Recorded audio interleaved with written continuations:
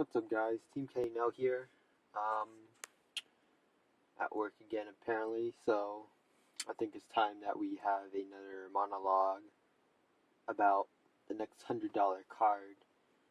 Now, pretty much, as of recently, like with Gladiators, Assault, and whatnot, since that's the one that I'm most aware of.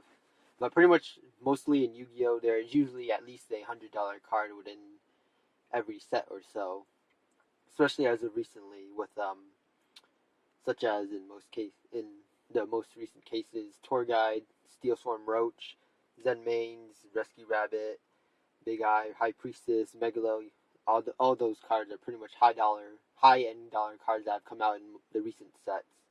So we're gonna talk about two, not just one, but two of the next $100 cards that are going to be coming out in Lord of the Tachyon Galaxy, which is coming out in May 19th, I believe. The date will be somewhere.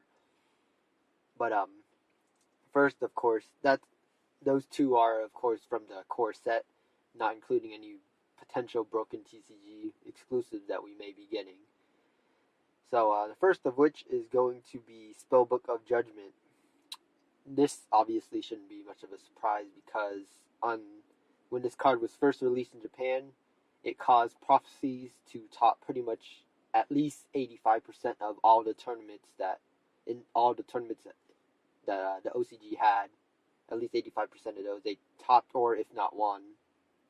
So obviously that says a lot about the deck and or at least the card anyways. I don't think the deck is that great personally outside of Priestess, but Spellbook of Judgment is a really, really good card, so we have no doubt that that's going to be a secret and a $100 at least card. So, but the second one isn't as obvious. Pretty much, I'm predicting it will be Mecha Phantom Beast Drago-sack, which I'm predicting is going to be a secret because if they keep it as an ultra, that would really be that wouldn't fit with Konami's recent regulations that they've been doing lately with the latest packs. But pretty much, if you have been paying attention if you've watched the first working monologue, then you've already know a little bit about Drago-sack and why I think it's so good and why I'm fapping and hyping and all this stupid shit about it. Because it's a really good card. But pretty much, let me just give you two reasons why, if you have not watched the first one, which I highly suggest you do, because Mega Phantom Beast is one of my personal favorite archetypes. So if you have not checked it out, I highly recommend you check it out. Shameless plugins, all that stuff. But yeah, pretty much the first reason is for why Drago-sack is going to be a $100 card is because of its effect. It's pretty much a scrap dragon that can generate its own tribute fodder. Oh, and those tribute fodder protect them from destruction. So that's really good.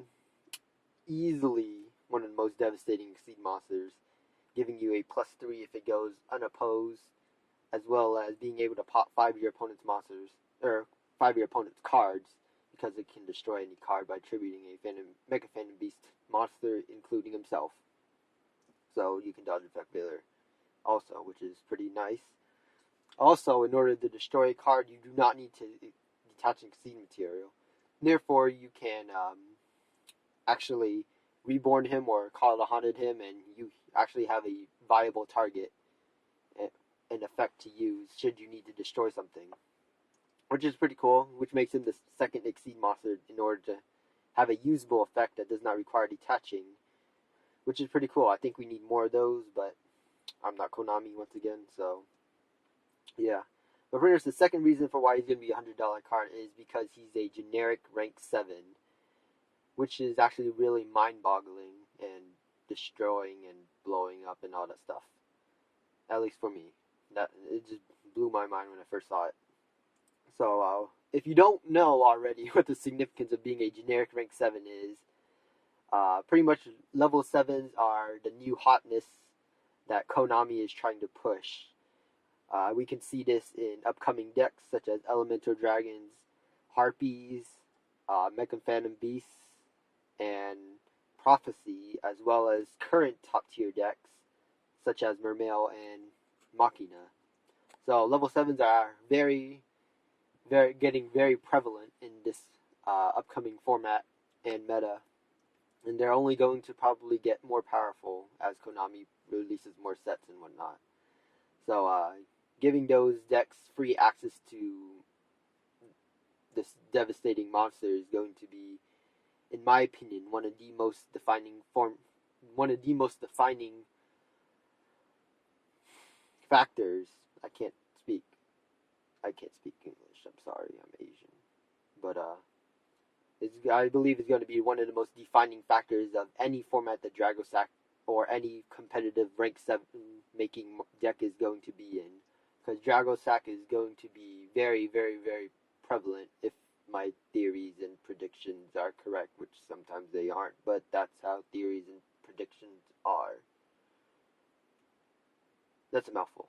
But pretty much, I have no doubt that this card is going to be a secret. It's really, really good, because in my personal opinion, I believe that it deserves nothing less than a ghost rare bump, which they don't do. So, but the card is really, really good.